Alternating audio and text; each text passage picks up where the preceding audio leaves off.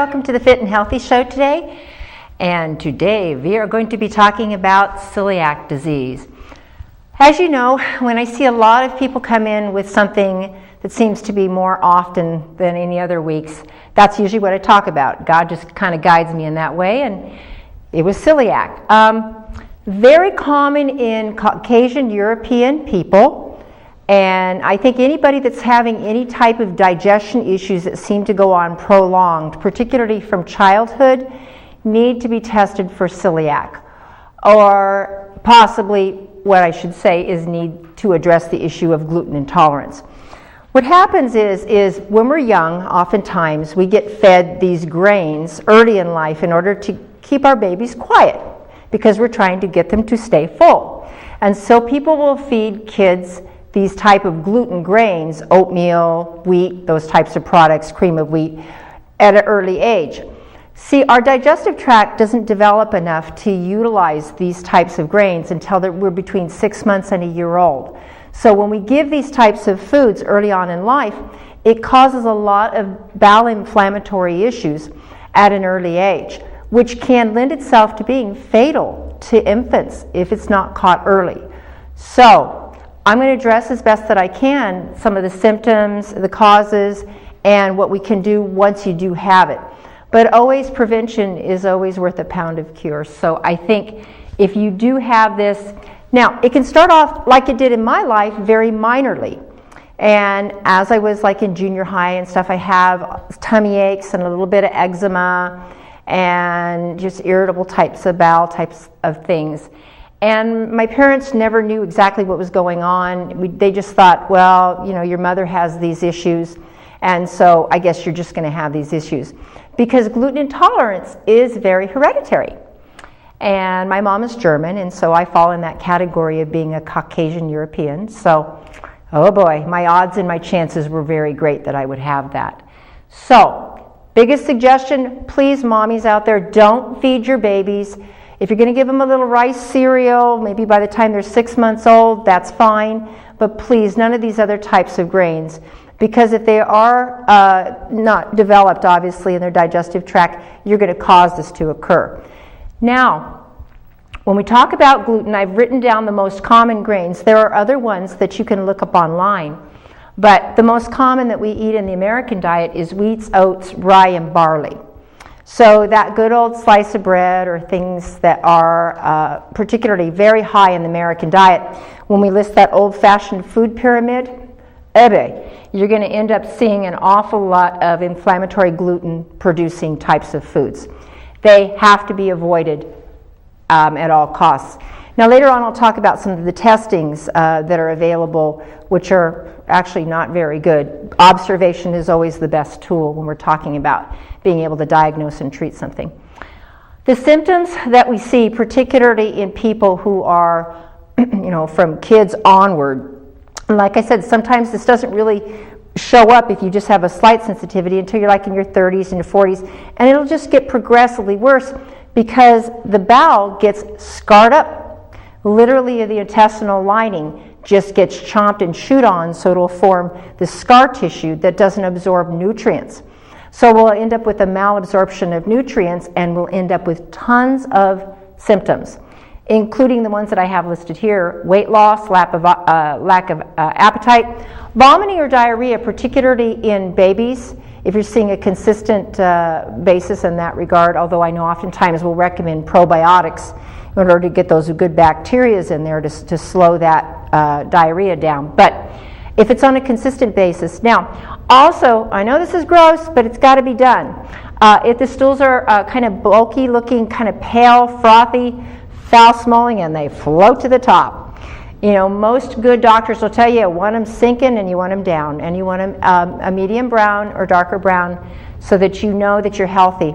But if they're this color, you got problems and you've got bowel inflammation, and particularly in babies, like I said, it could be fatal. Dermatitis and skin conditions, just like I had slight eczema when I was a kid on my arms. And so if I eat anything gluten now, which I had a fortune cookie the other night with my son, and I got a few little patches. And so I recognize I just cannot eat anything with wheat at all, or with gluten. Abdominal, Abdomen will get bloated, you'll have pain, and then of course then we start getting down to the real long-term issues. Multiple sclerosis, seizures. So doctors are trying to find every bit of thing going on in your brain when you may just have a malabsorption of folic acid. So seizures, anemia, iron absorption, anything related to minerals, any of your fat-soluble vitamins, water-soluble vitamins not as much, but fat-soluble vitamins are going to lend themselves to massive amounts. Schizophrenia, cancers. I could go on. The list would be 50 items, 50 things that I've read that this disorder can cause. So it's very, very important to determine whether or not you have it. And on an average, it takes most doctors 11 years to diagnose this disorder. So people will go on for years progressively getting worse, but apparently it's just not being diagnosed. I think there's more and more of awareness. I know, like in my health food store, I now have a whole aisle full of gluten-free foods because people are becoming more aware, and as I talk about it in the store and physicians are more aware of it, it's getting better diagnosed. So obviously you don't think in terms of this disease potentially contributing to mental disorders, but it can.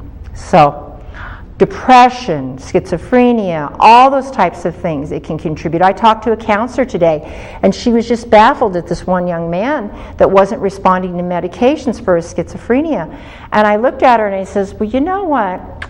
Been doing some research, and I think maybe you should have the doctors start to test for some of these things, and inflammatory-wise, and whether or not he's having some nutritional deficiencies as maybe being a major contributing factor to his mental disorders. So we've seen a growing rate of mental disorders, like beyond control.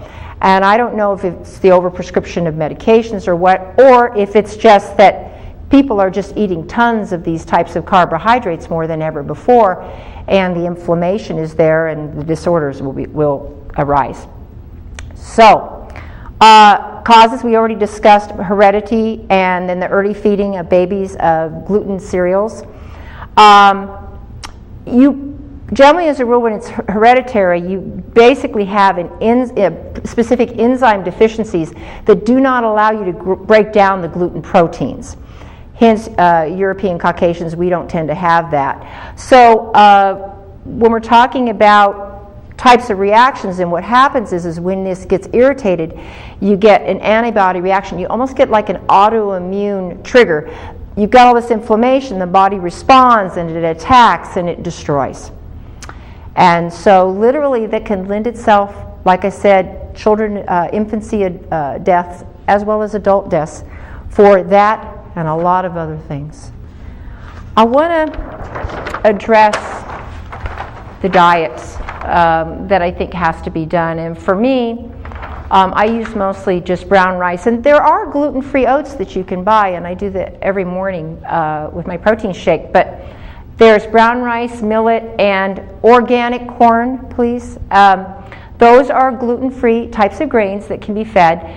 Now, what's a problem is you got to check all your condiments, your ice creams, your crackers, all those other things. You got to look for the ingredients, because lunch meats, who in the heck would think about that? Soups, sauces. You've got to read your labels for those types of wheat, those types of gluten types of product, because they're hidden and they're there. And I'm going to tell you, as it noted on here, one serving of something with gluten in it can set you off for 5 full days. And I know for me, I mean, a little bit of fortune cookie. Could feel it. I just had a half of one, but I could feel it. So, recommendations, besides eating gluten-free types of grains, you're going to eat a lot of vegetables, which are alkali producing. They're very healing. You keep your nuts if you can tolerate them. If you can't do nuts, then you do things like flax oils, avocados, sesame oils. Those types of fats are very anti-inflammatory to the bowel, and they reduce the inflammation in the bowel. Now, supplement-wise, the list, normally you see this big old long list that I have here, but it really doesn't take that much. L-glutamine. Tons of studies on L-glutamine and what we call leaky gut for bowel inflammation. We use it for chemotherapy patients when the chemo burns the bowel. Glutamine on an empty stomach repairs intestinal mucosa lining. Repairs it. Now, mind you, there's oftentimes scar tissue that forms, and so there are other things that we have to address, because once scar tissue is formed to any degree, it's very difficult to reverse that damage. Not impossible, but difficult. So catching this early on is a real benefit. In combination with the L-glutamine, some probiotics, and we're doing high dosages, and so if anybody tells you that yogurt will do it, that's not the truth. We have to look at higher dosages. For example, this 15 billion, that's equivalent to 15,000 yogurts. I don't think it's going to do it. It's not going to cut it. So, and it needs to contain Lactobacillus acidophilus and L. vulgaris. Those two strains are the most important for the small intestines. The others are for colon, but those are necessary to lay those bacteria on the bowel, because those bacteria help you with your absorption of your nutrients. If you don't have them, you can't repair. So, L-glutamine to repair, then we're going to lay on layers of bacteria. This all takes time because the body has trillions and trillions of these bacteria. So, in the meantime, you're going to have to supplement very, very, very well in order to overcome the inability to absorb certain nutrients.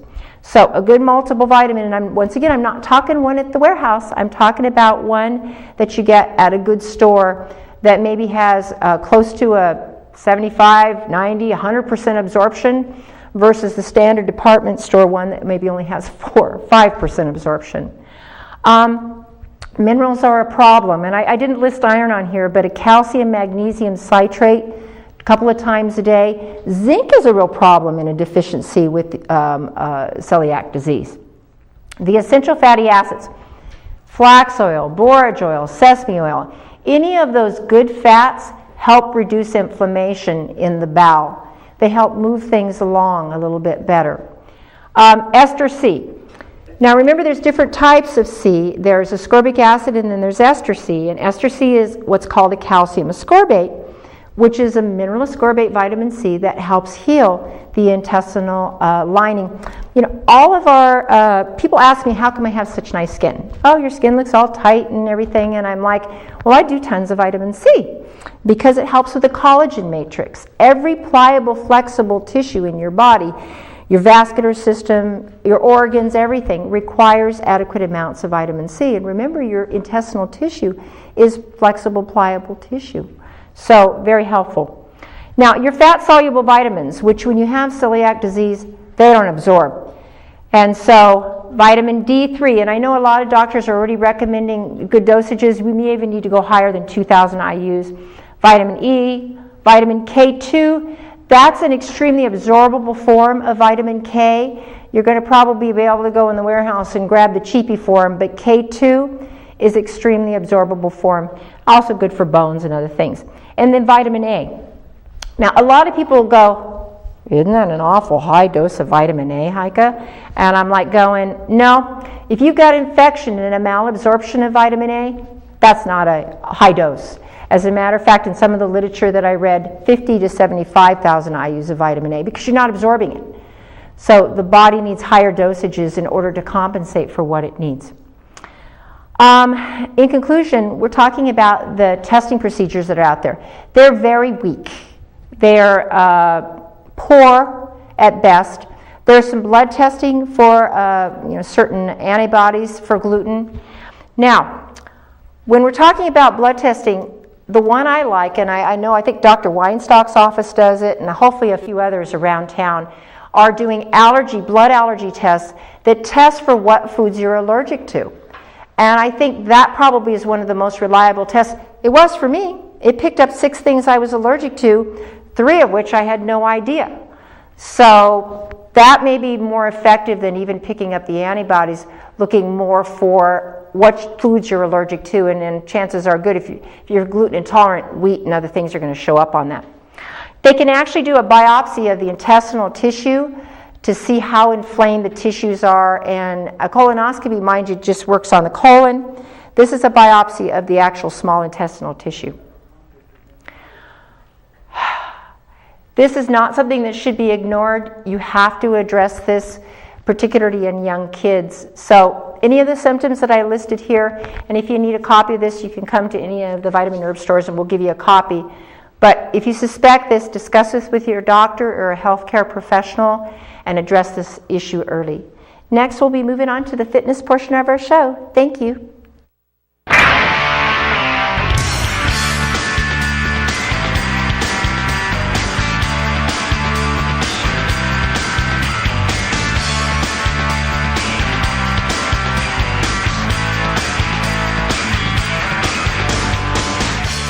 Welcome to the fitness portion of our show.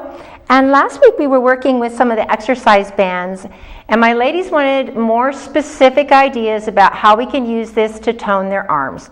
So here we go, the simple little bands. You're going to have to find the right kind of weight resistance for yourself, but you're going to put them between your feet. And of course, every person dresses like I'm dressed for fitness. But hey, maybe in Europe, when I did some modeling in Germany when I was 17, they wore funky things like this, so what can I say? Anyway, the basic exercise is going to be just your simple bicep curls. Now we can do these in a narrow, where we're coming up towards the breast, or we can do them wider. And they each work the muscle tissues a little bit different. So kind of do a variety, and if you can do like 2 or 3 sets, 2 or 3 times a week, that will help.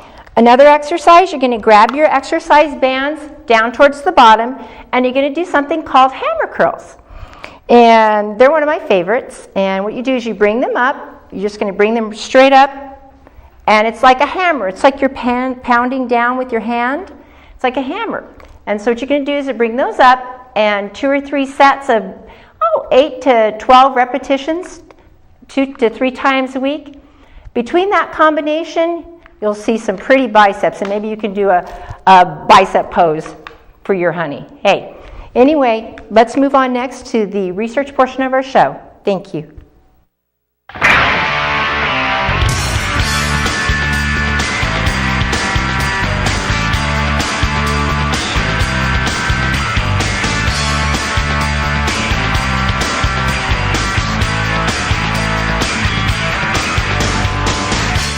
Hi, welcome to the research portion of our show, and with us today is Ralph Tertiano. Ralph? And thank you for that intro. Now, the first thing we come to is depression. Now, there's a lot of theories, or I should say hypotheses, in regards to what depression is. What people are learning is it's not the popular serotonin hypothesis that people had thought. I mean, taking a tablet can make you feel good, so can a cup of coffee at the moment. But what if depression is something much different than what we normally think or have been programmed to believe? Well, a couple of scientists from the University of California, San Diego School of Medicine, and also published in the September issue of Neuroscience Behavioral Review, say that depression may be more related to chronic brain inflammation than basically anything that's generally neurotransmitter related. Why? Because what they believe, well, I'll say their quote, in contrast to other biological theories of depression, we start with a slightly different question. What is malfunctioning in depression? And according to the new theory, this is what they say: severe stress and adverse life effects, such as losing a job or family member, prompt neurological processes that physically alter the brain. So basically, what you think and what you feel actually changes the structure of your brain. Neurons change shape and connections. Some die, but others sprout as the brain rewires itself. This neuroremodeling is what they call it, employs basic wound healing mechanisms, which means it can be painful and occasionally incapacitating even when it's going well. According to them also, it is necessary and normal so that an individual can adapt, change behavior, and deal with altered circumstances. Says real problems occur only when the restructuring process goes into overdrive, beyond what is necessary and adaptive, and for longer periods of time than needed. then depression becomes pathological. So what they're saying is your brain does adapt and change shape. Stress, anxiety, surprise all begin to rewire the brain, much like if it was a wound. It has to heal. But sometimes that wound healing process, the same thing that takes place when you injure yourself elsewhere, begins to become abnormal, accelerated, or delayed when it comes to trauma, psychological trauma in the brain. They also said, just as the body's repair mechanisms for physical injury can sometimes result in chronic pain and inflammation, so too can the response to psychological trauma, resulting in chronic depression. And they ended with this hypothesis. If psychological and physiological pain responses share similar biological mechanisms, then analgesic agents could be useful in treating at least some forms of depression. Similarly, if chronic depression is proven to be a neuroinflammatory condition, then anti-inflammatory treatments should have antidepressant effects. Now think about that. Not only what is around you in your environment and how you think can affect how the brain responds to inflammation and becomes inflamed, but also what you eat, what you consume, and other inflammatory compounds, and hypothetically can lead to depression for reasons you have no clue why. A much better hypothesis than the current one based upon serotonin, which is being bashed left and right by current non-propaganda based science because it doesn't seem to be working. Depression and inflammation related? That will be really interesting to find out as time goes on. Now, a lot of people like to go in the sun and like to wear sunscreens. What they do not realize is they develop photocontact allergies with many of the current sunscreens which are available. This one basically is in the upcoming dermatologist conference in Gothenburg. They go, quote, "What happens to sunscreens when they are exposed to sunlight?" Now, you may think that sunscreens are actually tested in regards to sunlight, but often it's just the cream is applied in some dark lab with the fluorescent bulbs, and no one really knows the chemical changes that take place upon that sunscreen when it actually is exposed to sunlight. Even better yet, when it's applied to human skin. And how is the skin affected by the degradation products from this? Well, this is what they said. We know that sunscreens pass through the skin into our bodies, but we don't know what effects they have on us. So let's sunscreen you apply, goes right into your bloodstream, through your organs, every place else. And what they believe occurs is this. There's something called auroglycoxylates. Auroglycoxylates were one of the degradation products.